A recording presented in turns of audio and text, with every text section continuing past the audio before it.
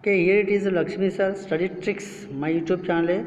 आपको इससे पहले का वीडियोस अगर चाहे तो मेरे यूट्यूब चैनल में जाके उधर से आप लोग देख सकते हैं। आज हम लोग स्टैंडर्ड 12th अकाउंटेंसी के अंदर लेसन नंबर 6 रिटायरमेंट और डेथ ऑफ ए पार्टनर के बारे में हम लोग आज नया लेसन चालू कर रहे हैं। इंट्रोडक्शन और पार्टनरशिप कौन से समय पे हो सकता है, सर्कमस्टेंसेस ऑफ ए पार्टनरशिप और एक्सेप्टिंग ट्रीटमेंट, मतलब किस तरह का अकाउंटिंग ट्रीटमेंट्स उसके अंदर होता है, उसका एक्सेप्टेंसी कैसा होता है, उसके बारे में हम लोग आज बात कर रहे हैं। अगर इसके अंदर हम बात करते हैं retirement of a partner, what is mean by retirement of a partner. Retirement of partner क्या होता है? अगर कोई भी एक पार्टनर मतलब ऑलरेडी जो रहते हैं पार्टनरशिप के अंदर 4, 5 या जो भी जितना भी लोग पार्टनर्स होंगे, suppose A B C D 4 partners हैं। अगर ये पार्टनर्स में से कोई एक पार्टनर अगर बिजनेस छोड़ देता है एज पर पार्टनरशिप एक्ट 1932 के तहत, मतलब पार्टनरशिप एक्ट 1932 में जो बातें बताया गया है उसके बेस पे, उसके आधार पे अगर वो एक व्यक्ति ए बी सी डी हमने एग्जांपल लिया होगा, तो अगर सी बिजनेस में अगर छोड़ देते हैं, बिजनेस छोड़ कर अगर बाहर चले जाते हैं या बाय नेचुरल प्रॉब्लम की वजह से उनका डेथ हो जाती है, उस तरह का सिचुएशन में अपन को एक पार्टनर बिजनेस में से बाहर चला जाता है, उसी को हम लोग रिटायरमेंट ऑफ ए पार्टनर हम लोग बोलते हैं। अगर रिटायरमेंट ऑफ ए पार्टनर जब भी होता है, कुछ रीजंस ऐसा हम लोग बोला है कि डेथ ऑफ ए पार्टनर या इंसॉल्वेंसी ऑफ ए पार्टनर या खुद डिसाइड होकर बिजनेस में से चले जाएंगे तो हम रिटायरमेंट ऑफ ए पार्टनर बोलते हैं। तो what are the circumstances of retirement of a partner. तो रिटायरमेंट मतलब जो बिजनेस छोड़ने के लिए जो भी सर्कमस्टेंसेस है, जो भी सिचुएशन है, वो कैसा हो सकता है, किसके बेस में रिटायरमेंट अपन को होता है, वो अगर हम लोग बात करते हैं तो सर्कमस्टेंसेस के पहले हम लोग थोड़ा मीनिंग हम लोग देख लेते हैं। 1 or more partners leaves the firm and remaining partners continue the business of the firm, it is known as a retirement of a partner. मतलब एक या 2 पार्टनर्स अगर बिजनेस छोड़ देते हैं, बाकी जो बचा हुआ पार्टनर्स अगर बिजनेस को कंटिन्यू करते हैं, उस तरह का सिचुएशन को हम लोग रिटायरमेंट ऑफ ए पार्टनर बोलते हैं। तो रिटायरमेंट ऑफ ए पार्टनर की रीजंस क्या हो सकता है? एक ओल्ड एज हो सकती है, एक पूर हेल्थ हो सकता है, या स्ट्रेन्स रिलेशंस मतलब रिलेशंस के अंदर तनाव हो सकती है, या कुछ और भी प्रॉब्लम्स हो सकता है जिसका वजह से एग्जिस्टिंग पार्टनर्स के अंदर कुछ प्रॉब्लम होने की वजह से अगर एग्जिस्टिंग पार्टनर का डिसाइड करते हैं किसी एक व्यक्ति को या 2 लोगों को अगर बिजनेस से जाना है या निकालना है, तो उस तरह की सिचुएशन को हम लोग को रिटायरमेंट ऑफ ए पार्टनर इधर हम लोग बात कर सकते हैं।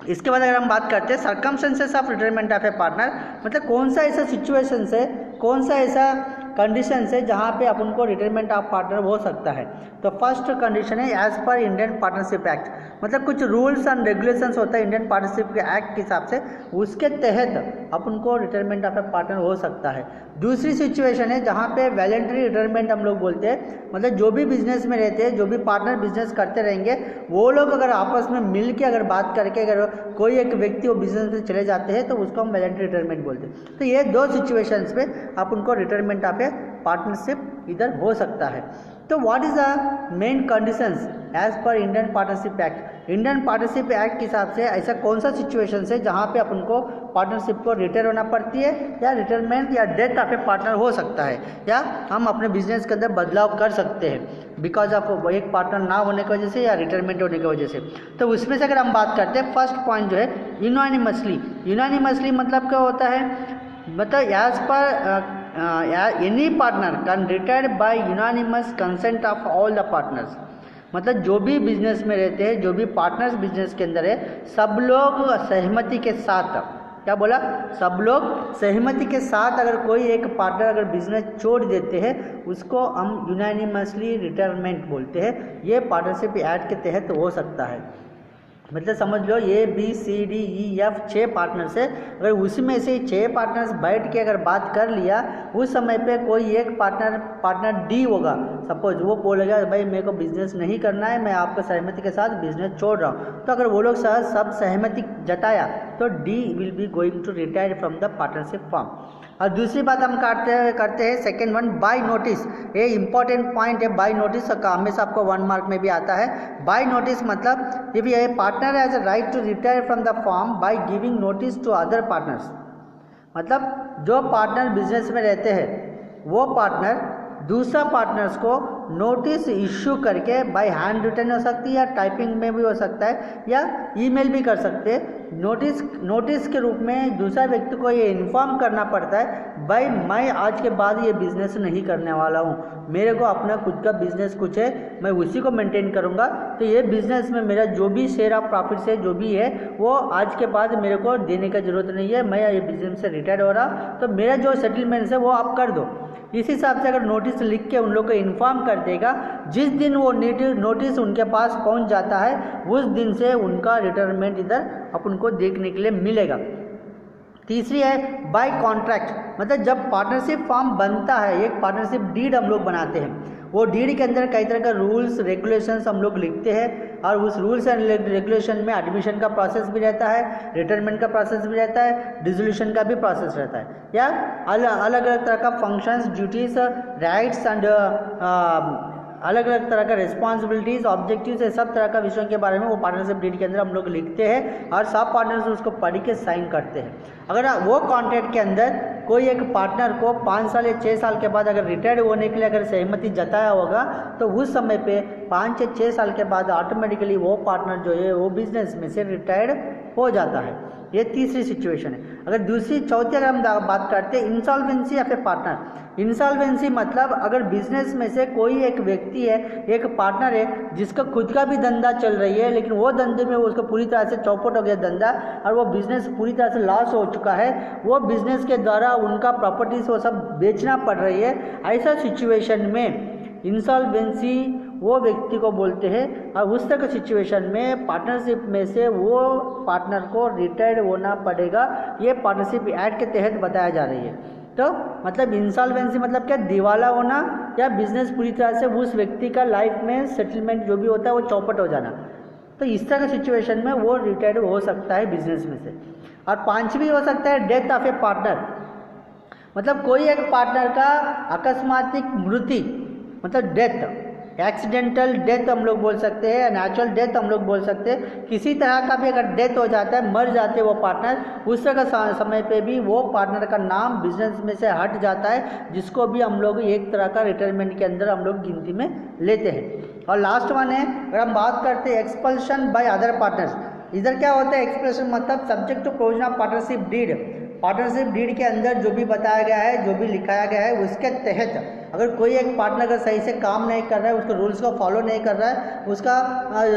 जो जिम्मेदारी को सही से निभाया नहीं जा रहा है, तो उस तरह का सिचुएशन में एक्सपल्शन एक कंडीशन क्रिएट हो जाती है, जिसकी वजह से दूसरा पार्टनर जो है जो उस तरह का व्यवहार करता होगा वो पार्टनर को बिजनेस में से हटाने के लिए सम्मन जारी करते हैं, जिसको हम बोलते हैं expulsion by the other partners. ये समय में भी अपन को रिटायरमेंट ऑफ ए पार्टनर हो सकती है by according to partnership act के तहत। तो ये कुछ सिचुएशंस है जहाँ पे 1 से 6 सिचुएशंस है जिसके पार्टनरशिप एक्ट के आधार पे हम रिटायरमेंट ऑफ ए पार्टनर अपने बिजनेस के अंदर कर सकते हैं या हो सकता है। तो दूसरी बात अगर हम लोग करते हैं वॉलंटरी रिटायरमेंट। वॉलंटरी रिटायरमेंट क्या होता है, अगर ये कोई भी पार्टनर अगर डिसाइड करता है उसको बिजनेस नहीं करना है, उसका कुछ पर्सनल रीजंस हो सकता है या कुछ और भी रीजंस हो सकता है जिसकी वजह से वो बिजनेस में कंटिन्यू करना नहीं चाहता है, या एक्टिव पार्टनर अगर होगा तो एक्टिव पार्टनर होगा तो सब जो भी बिजनेस के साथ जो भी लेन देन की काम करते हैं, डेटार्स, क्रेडिटर्स है, स्टेक होल्डर से, शेयर होल्डर से, इस तरह कई तरह के लोग उनको जानते होंगे।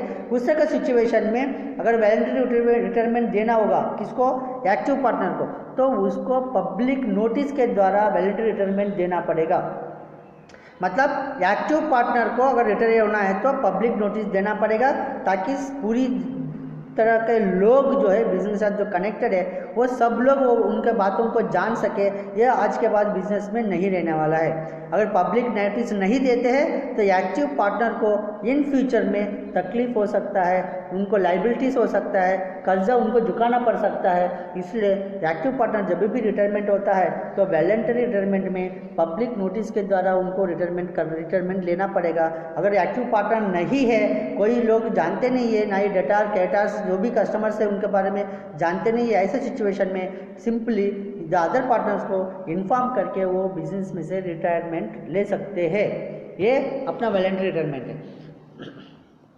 तो what are the adjustments to be done, what are the accounting aspects to be accounting treatment, account treatment के अंदर किस तरह का एडजस्टमेंट्स, किस तरह का चीज़ें हम लोग बात करते हैं। तो इस जगह पे अपन को न्यू प्रॉफिट शेयरिंग रेशियो वापस फाइंड करना पड़ेगा, क्योंकि पहला जो ओल्ड रेशियो रहता है वो 3 या 4 लोगों का होता है। अगर एक पार्टनर बिजनेस से चले जाते हैं तो अभी वो प्रॉफिट 2 या 3 लोगों को डिस्ट्रीब्यूट करना पड़ेगा। So that is why new ratio find करना पड़ेगा। न्यू रेशियो फाइंड करने के लिए इधर अपन को गेन रेशियो की मदद मिलेगा, मतलब कोई एक पार्टनर जाने की वजह से वो पार्टनर का प्रॉफिट जो बिजनेस के अंदर रहते हैं उन लोगों को शेयर करना पड़ती है आपस में, इसलिए हम इसको गेनिंग रेशियो बोला। मतलब ओल्ड पुराना जो एग्जिस्टिंग पार्टनर्स है उनको गेन होता है, एक पार्टनर जाने की वजह से उसका प्रॉफिट भी इन लोगों को मिलता है, इसलिए हम इसको गेन रेशियो बोला। तो एडमिशन एडजस्टमेंट में हम देखा जाएगा तो रिटायरमेंट में अपन को new profit loss sharing ratio भी फाइंड करना पड़ेगा और गेन रेशियो भी फाइंड करना पड़ेगा। और सेकेंड में गुडविल का एडजस्टमेंट्स करना पड़ेगा, जो पार्टनर बिजनेस से जा रहा है उसको भी मुझे गुडविल देना पड़ेगा,